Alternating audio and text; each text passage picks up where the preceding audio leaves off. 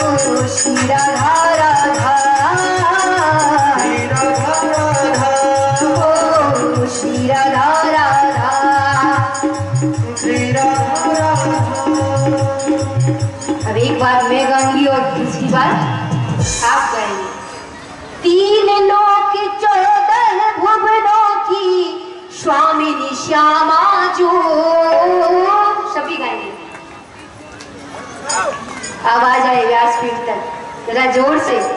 3 लोक 14 भुवनों की। अगर राधा रानी तक शब्द नहीं पहुंचे, उनका नाम नहीं पहुंचा, कन्हैया तक नाम नहीं पहुंचा, तो कथा आगे नहीं बढ़ेगी। 3 लोक 14 भुवनों की स्वामिनी श्यामा जो। गाइए।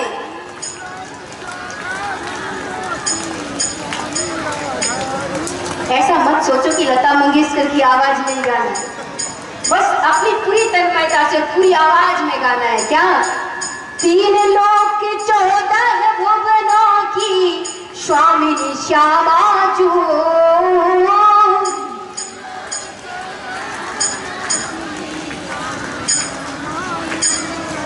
चरणन को चाकर श्याम हमारी राधा रानी को।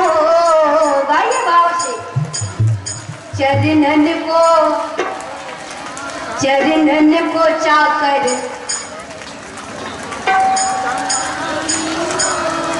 चरणन को चाकर श्याम हमारी। किसका? राधा रानी को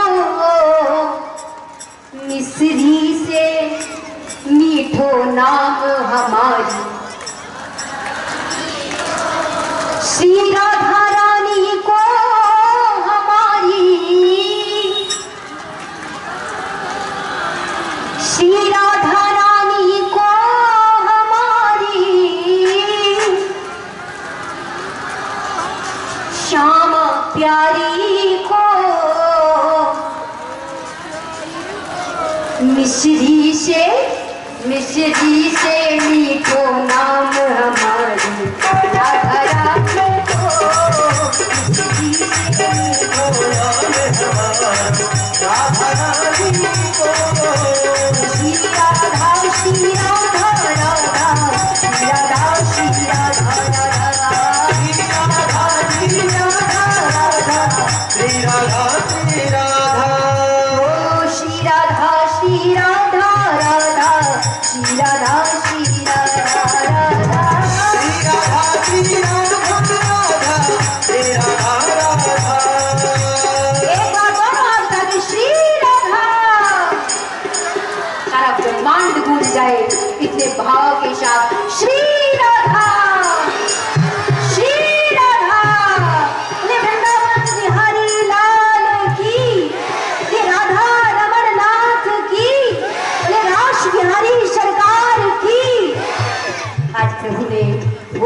साथ, श्री राधा रानी के साथ दिव्या रास का रस संपूर्ण विश्व को प्रदान किया है। श्री सुखदेव जी महाराज उस परम रस को जब परीक्षित को प्रदान करते हैं, धन्य है श्री सुखदेव, प्रेम से आह्लादित हुए आज उस महारास में। परीक्षित को ऐसा लगा मानो गोपी बन के वो ही महारास में शामिल हुए, भगवान महादेव की महारास में शामिल हुए, वो भी गोपी बने। भक्ति भक्ति नाच सकती है, ज्ञान में लोच नहीं होती इसलिए नाचता नहीं है। हेलो जनक भाई साहब जा करनी हो मंच के पास में आना। भक्ति में लोच होती है इसलिए भक्ति नृत्य करती है, भक्ति नाचती है। जो भक्ति में नाचता है मेरे गोविंद को वो प्रिय होता है। भक्त भक्ति के वशीभूत होकर के नृत्य करता है और उसके साथ साथ स्वयं गोविंद भी नृत्य करता है। रास की सुंदर दिव्य लीला करके मेरे कन्हैया ने आगे जो दिव्य लीलाओं को संपन्न करना है, जिसमें कंस जैसे महापापी के पातक बढ़ गए थे और उस कंस को मारने के लिए सारे देव भी कैसे हमारे कन्हैया कंस को मारेंगे, कैसे कंस मर्दन करेंगे। नारद जी महाराज भी बड़े व्यग्र हैं कि इसके पाप का घड़ा अभी तक नहीं भरा। लाला तू कम फोड़े को जाके पापन को घड़ा, तो कन्हैया ने कि अब ज्यादा देर ना है। और तब नारद जी गए और कंस से कहा, अरे कंस तुम एक यज्ञ करो, एक मेला लगाओ और उसमें धनुष को रख दो बड़े मेले में। और कंस के पास एक धनुष था, उसके लिए कहा जाता था कि ये धनुष जो तोड़ देगा वही कंस को मारेगा। तो श्री भगवान श्री कृष्ण कन्हैया जब कंस ने बड़ा मेला लगाया तो अक्रूर जी को भेजा कि कृष्ण को और बलराम को लेकर के आओ। वो आए गोकुल ब्रज भूमि से, वो आए वृंदावन से और यहाँ आकर के यहाँ इस मेले में सम्मिलित हो। ये कंस चाहता था कि मैं कैसे छल करके उस कृष्ण को मार दूं। कृष्ण को मारने की ताक में तो वो 24 घंटे रहता है और इसके लिए उसने मायासुर, अरिष्टासुर, न जाने किन किन असुरों को भेजा। एक बड़े से मेले का आयोजन हुआ, कंस ने भेजा है अक्रूर को जाओ लेके आओ। अक्रूर गए हैं वृंदावन और जाकर के उन्होंने नंद बाबा को कहा है कि मैं कृष्ण को लेने के लिए आया हूं। नंद बाबा कन्हैया के बिना ब्रजवासी क्या रह सकते हैं, लेकिन नंद बाबा जानते हैं। नंद बाबा ने सोचा कि अक्रूर जी आए हैं आमंत्रण देने के लिए, मेला देखने का कंस ने आमंत्रण भेजा है तो उसमें जाना ही चाहिए। जा कारण थे नंद बाबा तैयार हो गए, लेकिन यशोदा मैया को पता चला तो रोने लगी। यशोदा मैया बहुत रोई और रो करके यशोदा मैया ने कन्हैया से कही, लाला तू मुझे भूल तो नहीं जाएगो। कन्हैया ने मैया के सामने आंखों में आंसू भरकर कहा, मैया मैया के प्रेम को भला मैं कभी भुला पाऊंगा। मैया तू रो क्यों रही है? तेरो लाला 2-4 दिन बाद वापस लौट आएगा। कन्हैया ने कही, मैं तो परसों वापस लौट आऊंगा। मैया रोती है, लाला आज मोई ये पता चलो कि मैं तो तू तो देवकी का पुत्र है, तू तो देवकी वसुदेव जी का पुत्र है और इसीलिए मैं तो ठहरी जितनी तुझे सेवा दे पाई। मैं आज यशोदा एक माँ की हृदय की पीड़ा, जिस कन्हैया को हमेशा अपने गले से लगा करके रखा, कभी माखन खिलाती थी, कभी मिश्री खिलाती थी, कभी आंखों के सामने ओझल नहीं होने देती थी। रात को जाग जाग कर देखती थी कि मेरो लाला, मेरो कन्हैया सो रहे हो या नहीं। और कन्हैया कभी जरा सा कुनकुनाता था तो मैया एक क्षण में आंख खुल जाती थी। कभी चंदा मांगता था, कभी बहू मांगता था, कभी माखन मांगे। आज मैया सोच रही है अगर मेरो कन्हैया चलो जाए वो तो मोते माखन कौन मांगे वो। बहुत दिन किया भर भर कर रोने लगी मैया यशोदा। आज लाला गोद में आ गया। मैया तू रो रही है, और अगर तू रोएगी तो मैं कैसे जा पाऊंगा मथुरा। तू रो करके अपनी आंखों से आंसू बहा बहा करके मुझे जाने ही नहीं देगी, और मैं कभी मथुरा को मुंह भी नहीं देख पाऊंगी। मैया कहती लाला मैं समझ गई कि तू मोते रूठ गए हो, क्योंकि मैंने तुम्हें उखलते बांधो, रस्सी ते बांधो, जा कारण से तू रूठो है। कन्हैया कहते भैया एक तू ही तो है जिसने मुझे बांधा।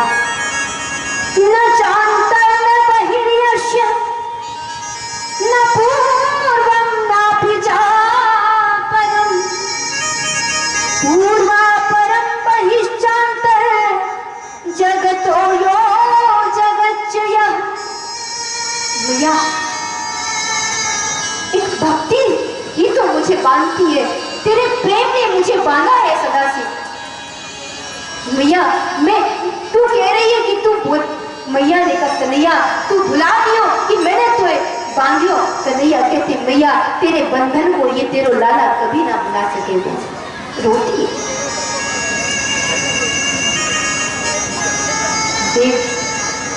देव की कितनी सौभागिनी है कि आज उस देवकी के पास तू जा रहा है, जिस देवकी ने तुझे जन्म दिया। आज वही देवकी वसुदेव जी के पास तू जा रहे हो लाला। कन्हैया कहते भैया मैं तो छोड़ के कहीं ना जाऊं, और मैं तो बड़ी जल्दी आऊंगा। मैया को धीरज दियो, गोपियों को धीरज दियो, और बलराम जी के साथ कन्हैया आज वृंदावन की भूमि से मथुरा की ओर अक्रूर जी के साथ गमन करते हैं। इस मथुरा में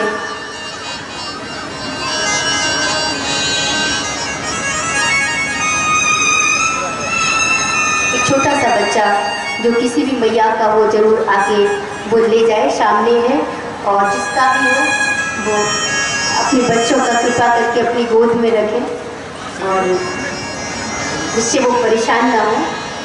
तो मैयाओं से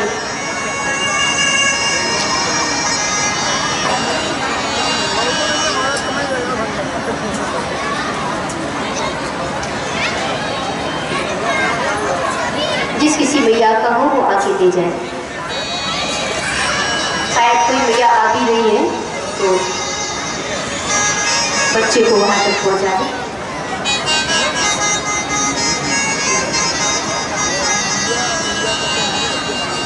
अब मैया हमारी सोनो चांदी तो खोबे ही, वो लाला भी खोबे। हाँ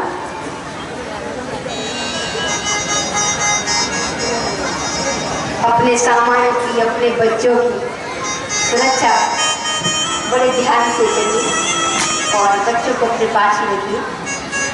बोले श्री राधा रानी सरकार की। मथुरा में कन्हैया आए। कंस ने स्वागत के लिए कोई प्रबंध नहीं किया, और इधर लेकिन मथुरा की स्त्रियां वो भक्ति से भरी हुई अपने अपने छतों पर जाकर के लाला के ऊपर फूलन की वर्षा कर रही है। लाला आयो, कन्हैया आयो, ऊपर से फूलन की वर्षा कर रही है।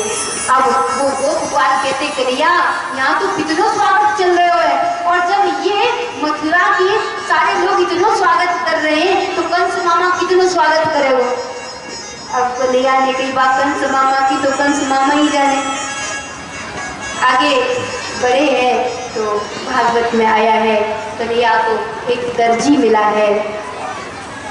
बहुत कुछ जो भाव से भरे थे ऐसे जन कन्हैया को मिले, लेकिन उसके साथ साथ एक धोबी में सबसे पहले मिल गया कन्हैया को। ये बड़े सुंदर सुंदर वस्त्र लेके जा रहा था, कंस मामा के वस्त्र थे।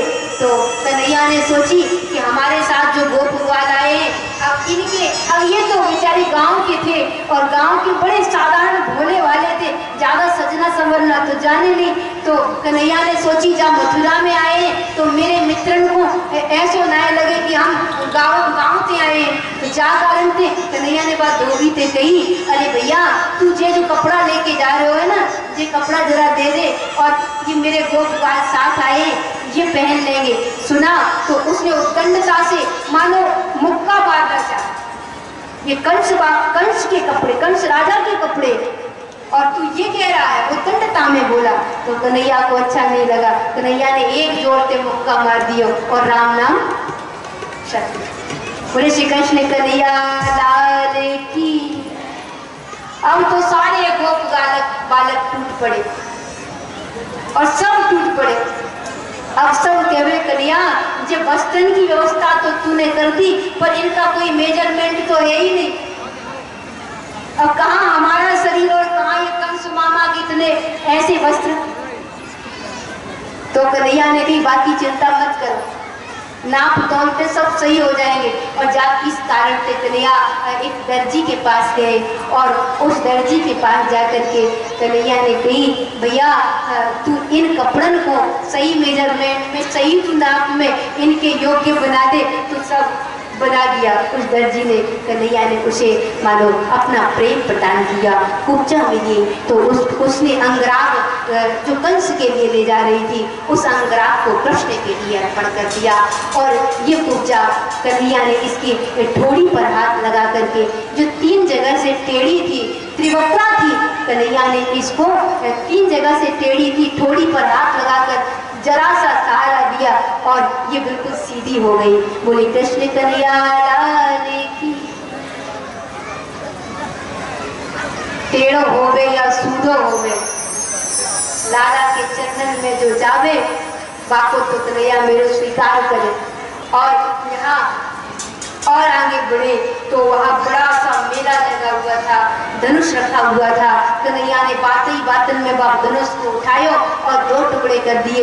जैसे ही वो 2 टुकड़े हुए तो कंस तक के बात पहुंची, जो धनुष तोड़ेगा वो मुझे नहीं छोड़ेगा। कंस घबरा गया, कहाँ है कृष्ण, कहाँ है कृष्ण, मैं कृष्ण को मार दूंगा, मैं कृष्ण का काल बन जाऊंगा। भयंकर उत्पात मचाता है कंस। और तब कन्हैया एक बड़ी सभा में कंस बैठा था, पगलाया बोराया सा। तब कन्हैया गए और सीधे सीढ़ियों पर चढ़ते हुए उन्होंने कंस के केशों को पकड़ा। न बालो न किशोरस्तम बलश्च बलिराम्बरम। आज कन्हैया कितनी आयु है? बोले 11 वर्ष की सी आयु है कृष्ण की। न बालो न किशोरस्तम बलश्च बलिराम्बरम लीलये वो हतो ये न कृपशत्रुघ्न। चाणूर मुष्टिकाए कन्हैया पर उठाघात किया, लेकिन मेरे कृष्ण ने और बलराम ने मिलकर के चाणूर और मुष्टिक का भी काम तमाम कर दिया। बोले कृष्ण कन्हैया लाल की। बलदाऊ भैया की। चाणूर मुष्टिक को भी गति प्रदान की। कंस के केशों को पकड़कर खींचते हुए कृष्ण नीचे ले आने लगे। और यहाँ सारी सभा कृष्ण को देख रही है। आज सब अपनी अपनी दृष्टि से कृष्ण का दर्शन करते हैं। किसी को कृष्ण वीर रस की जीती जागती प्रतिमूर्ति दिखाई दे रहे हैं, किसी को कृष्ण आज अपने नन्हे से शिशु के रूप में दिखाई दे रहे हैं।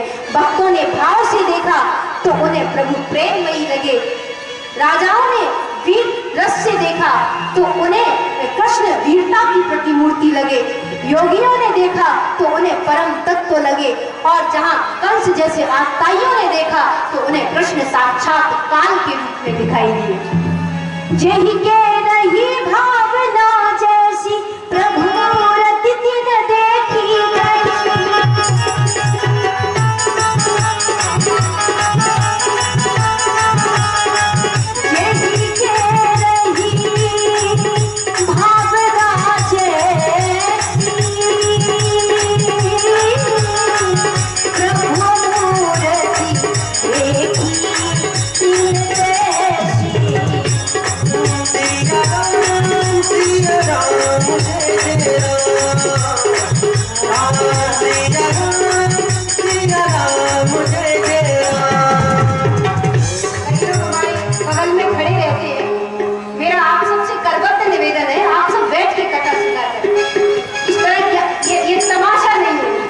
कथा है। इसको बैठ के सुनिए, व्यासपीठ के सामने आके, व्यासपीठ के सम्मुख होकर के वैसे तो कथा सुननी चाहिए। और लेकिन फिर भी अगर आप व्यासपीठ के सम्मुख नहीं है, अगल बगल में है, तो आपको बैठ के कथा सुननी चाहिए। मेरा विशेष निवेदन है, भागवत की कथा को बैठ करके सुने, तभी कृपा मिलती है। तो खड़े होकर तमाशे की तरह सुनते हैं तो उनके लिए तो बस तमाशा ही रहता है। पुण्य प्रताप अगर पाना तो पहला भागवत का नियम होता है कि सम्मुख बैठ के सुने। सन्मुख होई जीव मोई, जबहि जन्म कोटि अगनाशई, तभी सम्मुख होकर प्रभु का दर्शन हमेशा सम्मुख होकर करना चाहिए, प्रभु की कथा को हमेशा सम्मुख होकर सुनना चाहिए। लेकिन जगह का अगर अभाव है तो हम सम्मुख कथा नहीं भी सुन पा रहे, तो हमें कथा को हमेशा बैठ करके सुनना चाहिए। जही के रही भावना जैसी, प्रभु रचने की वैसी, ओ जही के रही भावना जैसी, प्रभु रचने की वैसी।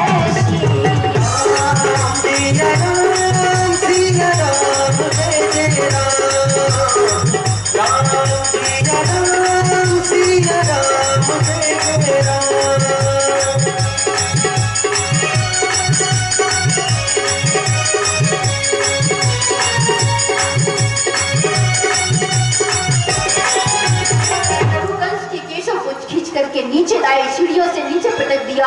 कंस के हृदय स्थल पर आरूढ़ हुए, जैसे पूतना के बच्चे स्थल पर कृष्ण आरूढ़ हुए थे। आज वैसे ही कंस के बच्चे स्थल पर आरूढ़ होकर के आज कृष्ण कहते हैं, सर्वधर्मान परित्यज्य मामेकम शरणम ब्रज, मेरी शरण में आ जा। और प्रभु तो धन्य है, कृष्ण का जीवन, कन्हैया की उदारता, कन्हैया की करुणा। मेरा कृष्ण तो हमेशा यही कहता है कि अब भी मेरी शरण में आ जा। जो चलते चलते भी कृष्ण की शरण हो जाता है, कृष्ण उसे भी स्वीकार कर लेते हैं। कंस चिल्लाया, घबराया, हाहाकार मचाया, मुझे बचाओ कृष्ण, मुझे छोड़ो कृष्ण, मुझे छोड़ो। तो कन्हैया कहता है, मामा मोय तो बांधवो ही आवे, पकड़वो ही आवे, छोड़वो तो कोई आयो ही नहीं। और ये कहते हुए कृष्ण ने एक जोर से प्रहार के साथ कंस के प्राणों का हरण कर दिया। बोले कृष्ण कन्हैया लाल की, चारूर मर्दन कंस निकंदन, कृष्ण कन्हैया लाल की। चारों तरफ जय जयकार हुई, मथुरा में आनंद छा गया। कंस के उत्पात से, कंस के पापों से मथुरा को मुक्ति मिली। चूंकि भागवत कथा, प्रभु की कथा तो अनंत अनंत होती है, लेकिन समय सीमा का ध्यान रखते हुए मैं हमेशा कहती हूँ, कहाँ से इब्तिदाज कीजिए, बड़ा मुश्किल है दरवेशों, कहानी उम्र भर की है और मजमा रात भर का है। 7 दिन में कथा को संपूर्ण भी करना होता है। इसीलिए जो सूत्र हमें मिले वो सूत्रों को ग्रहण करते हुए यहाँ कंस को सदगति प्रदान की। कंस के निकल के और प्रभु के चरणों में वो तेज समाहित हुआ, जिसने रीझे से भजा या खीजे से भजा, मेरे प्रभु ने तो भाय को भाय अनक आलसहु, नाम जपत मंगल ऋषि दसहु। इसने भी अंत समय नाम लिया था, कृष्ण मुझे छोड़ो कृष्ण मुझे छोड़ो, तो मेरे हरि ने उसको भी सदगति प्रदान की है। मथुरा में वसुदेव और देवकी कारागृह से मुक्त हुए। वसुदेव और देवकी को कृष्ण ने आनंद प्रदान किया। आज माँ देवकी और वसुदेव के चरणों में झुकते हैं प्रभु। अभिवादन शिरस्य नित्यम वृद्धोपसेविना, जो अपने से बड़ों के चरणों में झुकता है, जो माता पिता के चरणों में झुकता है, आयु विद्या यश और बल उसके जीवन में सदा सर्वदा बढ़ते हैं। आज कृष्ण भी माता पिता के चरणों में झुके हैं, माता पिता के चरणों में नमन किया है। और नंद बाबा को तब किसी तरह कन्हैया ने विदा किया है यहाँ से, क्योंकि कृष्ण को आगे की लीलाएं संपन्न करनी थी। नंद बाबा कृष्ण के जीवन में हस्तक्षेप नहीं करना चाहते थे, इसलिए नंद बाबा ने जाना है अब कन्हैया आगे जो भी लीला संपन्न करेगा। जा कारण से नंद बाबा उन गोप बालन को समझा बुझा करके अपने साथ ले गए और उन गोप ग्वालों को कन्हैया ने आश्वासन दिया कि मैं परसों आ जाऊंगा। और वो परसों आ जाऊंगा कहने वाले कन्हैया उस ब्रज वृंदावन में वर्षों तक नहीं गए। आज कन्हैया यहाँ मथुरा में माता पिता को पूर्ण सम्मान दिया। यहाँ सुंदर प्रभु का संस्कार कराया गया। प्रभु के सारे बाल, सर से सारे बालों का मुंडन संस्कार हुआ और प्रभु का जनेऊ संस्कार भी कन्हैया का किया गया। हमारे जीवन में संस्कारों की बड़ी महत्ता होती है। बिना संस्कारों के जीवन सदाचार से युक्त नहीं होता। संस्कार आवश्यक है, क्योंकि अगर संस्कार नहीं होंगे तो व्यक्ति स्वेच्छाचारी हो जाएगा।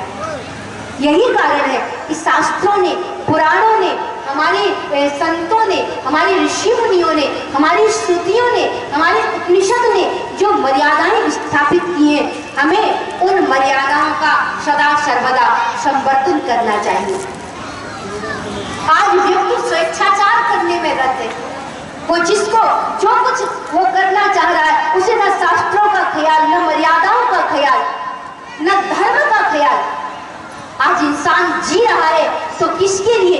जैसी उसकी इच्छा है, अपनी इच्छाओं के ताने बाने में जी रहा है। पर याद रखिए कि जब तक हम संस्कारों से युक्त नहीं होंगे, अब तो सारे संस्कार तो मानो कहीं दिखाई ही नहीं देते। एक संस्कार जरूर पक्का और पुख्ता रह गया है, जो परमानेंट है। वो कौन सा संस्कार है? हमारा अंतिम संस्कार। अब वो तो होना ही होना है। बाकी सारे संस्कार चले गए। अब ना कोई मुंडन कराए, ना कोई जनेऊ धारण करे, ना कोई चोटी रखे, है ना। सारे संस्कार ही कहीं ना कहीं आज समाज संस्कारों की कमी के कारण से पिछड़ रहा है। आज सनातन धर्म संस्कारों को मान्यता नहीं दे रहे। इस कारण से सनातन धर्म की जो ऊंचाइयां हैं, हमने उन ऊंचाइयों तक हम पहुंच नहीं पा रहे।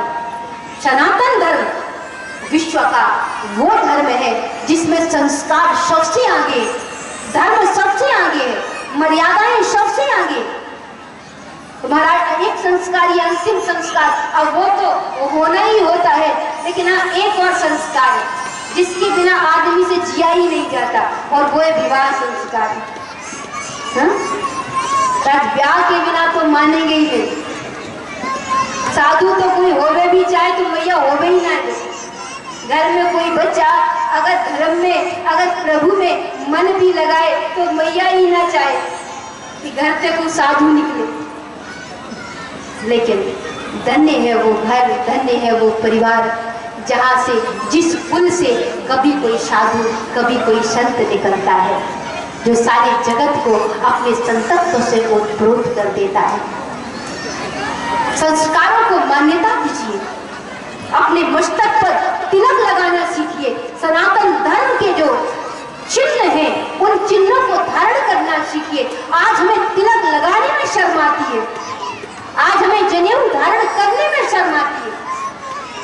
और अक्सर कर मुझे एक बात याद आ जाती है, बड़ी सुंदर सी चर्चा है संस्कारों के ही ऊपर। अच्छा, यहाँ इस सभा में जनेऊ कौन कौन धारण किए? उंगलियों पर 2-3 लोग गिने जाने। बस इतनी बड़ी सभा में हमारे सज्जन वृंदों में सिर्फ 2-3-4 जन ही जो कह रहे हैं कि हमने जनेऊ धारण किया। कि जनेऊ संस्कार है। जनेऊ में त्रिदेवों का निवास होता है, और इस जनेऊ को जो धारण करता है, वो जनेऊ की पवित्रता को रख कर के अपने जीवन में मर्यादाओं का पालन करता है। इसलिए जनेऊ की कितनी महत्ता। लेकिन आज जनेऊ चला गया, आज तिलक मस्तक से चला गया। तो मुझे एक याद आ जाती है बात, और मैं जरूर बताना चाहूंगी कि एक बार दो मित्र थे और दोनों पड़ोसी थे। तो एक तो ब्राह्मण था और दूसरा उसका पड़ोसी मित्र था। तो दोनों एक समय एक मेला लगा हुआ था कहीं सुदूर, तो दोनों ने कहा कि मेला देखने चलते हैं। तो जो ब्राह्मण था उसने अपने मित्र से कहा कि देख तेरे पास ऊंट है, तो कैसे जाएंगे मेला देखने, तो ऐसा कर कि तू अपना ऊंट ले चल, तो उस ऊंट पे बैठ के हम दोनों जाएंगे और बढ़िया से मेला देखेंगे, वापस लौट आएंगे मेला देखकर सांझ होते ही। तो कहा ठीक है चलते हैं। तो पड़ोसी मित्र था, उसने अपना ऊंट निकाला और दोनों उस ऊंट पर सवार होकर के मेला देखने चले।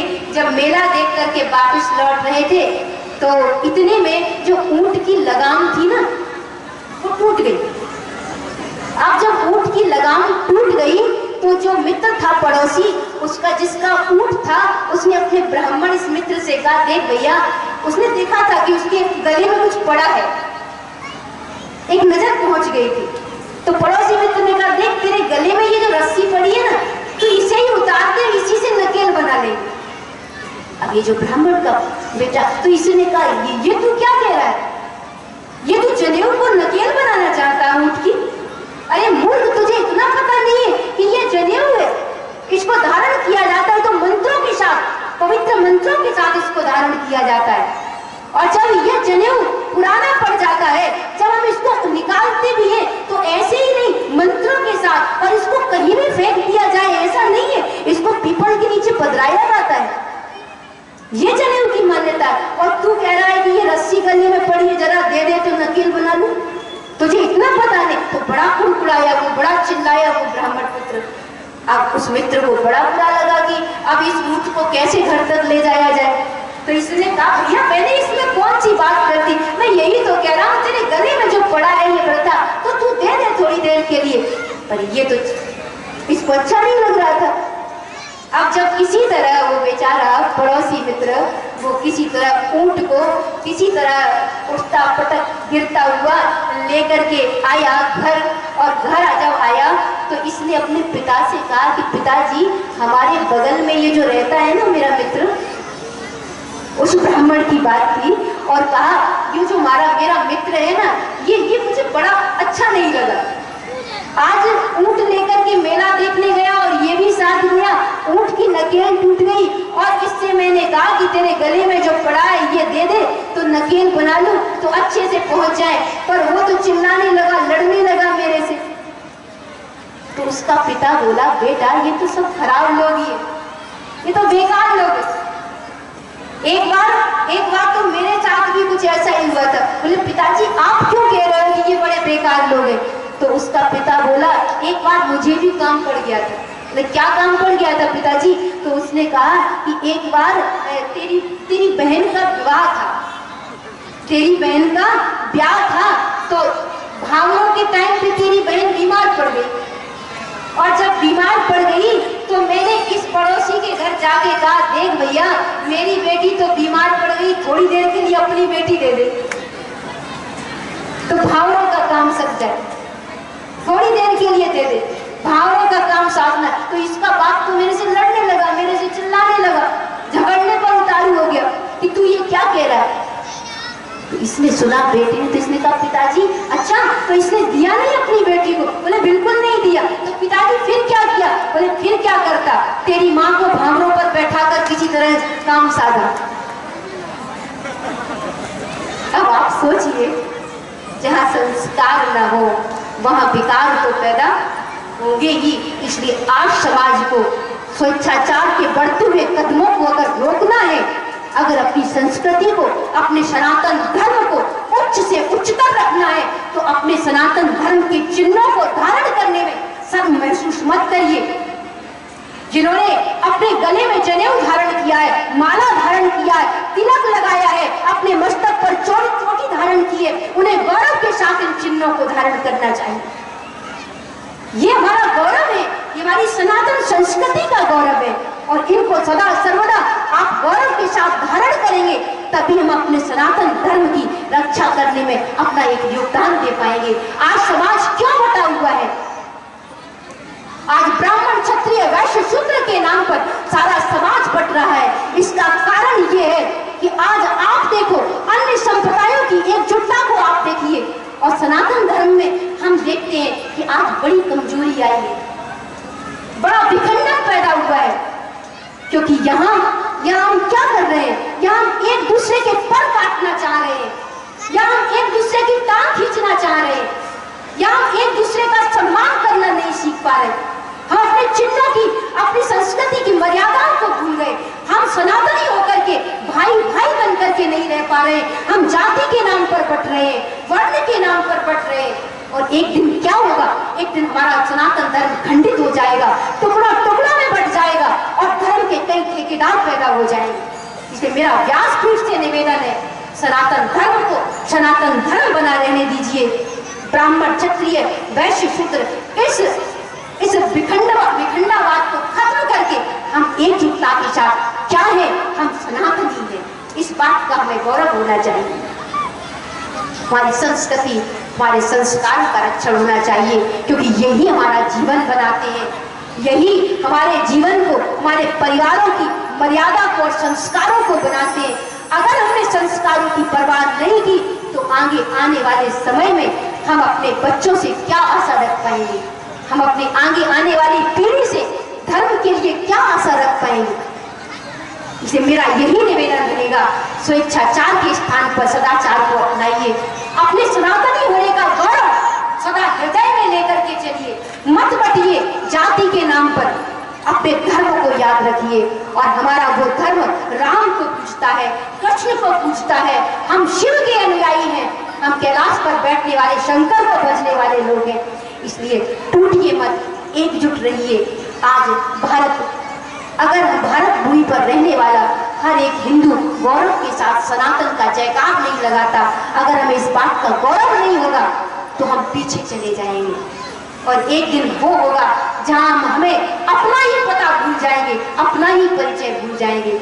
इसीलिए रामायण, गीता, भागवत, इनके सानिध्य में सदा सर्वदा बैठते रहिए। आज मुझे बड़ी खुशी है मेरे हृदय में, व्यासपीठ से आज मैं अपना आह्लाद, अपना आनंद, अपने हृदय की खुशी जाहिर करती हूँ। और बारंबार हमें ग्राम रुरई और आसपास के ग्रामीण क्षेत्र से जो भागवत कथा को इतना प्यार दे रहे हैं, आप सब ने भागवत कथा को प्यार दे करके और यहाँ आकर के आप सब बैठ करके प्रभु के भजन में शामिल हुए, उसके लिए मैं व्यासपीठ से आप सबको बहुत बहुत साधुवाद, बहुत बहुत धन्यवाद देती हूँ। ठाकुर जी की कृपा सदा सर्वदा आप पर बनी रहे, आपके जीवन में सदा ऐसे ही धर्म के लिए प्रेम बना रहे और धर्म सदा सर्वदा आपके जीवन की रक्षा करता रहे, ऐसा मेरा भाव रहेगा। ज्यादा तो कुछ नहीं कहूंगी, लेकिन हृदय में आप सबका प्रेम सदा सर्वदा है। और ये जो आपने यहाँ एक कुंभ जैसा मेला लगा दिया, आपने यहाँ जो ऐसा लग रहा है जैसे गंगा, यमुना, सरस्वती का संगम तट यही आ गया हो, जहाँ सब मिलकर के बैठ करके एक साथ इस कथा की गंगा में, इस त्रिवेणी में डुबकी लगा रहे हो। बड़े भाव के साथ आपको बारंबार पुनः आप सबके हृदय में बैठे हुए प्रभु को वंदन, नमन और प्रणाम करती हूँ। और दानदाताओं की सूची आपके सामने है, 2 मिनट उसको आप बड़े ध्यान से सुनेंगे। कोई भी अपनी जगह से खड़ा नहीं होगा, क्योंकि बड़ी शीघ्रता के साथ हम श्री ठाकुर जी का विवाह महोत्सव मनाएंगे। इसीलिए सब व्यवस्था बनाए रखेंगे, अनुशासन बनाए रखेंगे। अपनी जगह पर बैठ करके जिन्होंने अपने धन की पवित्र आहुति को इस भागवत के यज्ञ में समर्पित किया है और जो माँ की गोद में तन से, मन से और धन से अपनी आहुति दे करके बैठ रहे हैं माँ के चरणों में, मैं बारंबार माँ से कहूँगी कि माँ आपके जीवन में सदा सर्वदा करुणा और कृपा का वर्षण करती रहे। बोले सिंहवाहिनी मैया की। दानदाताओं की सूची आपके सामने।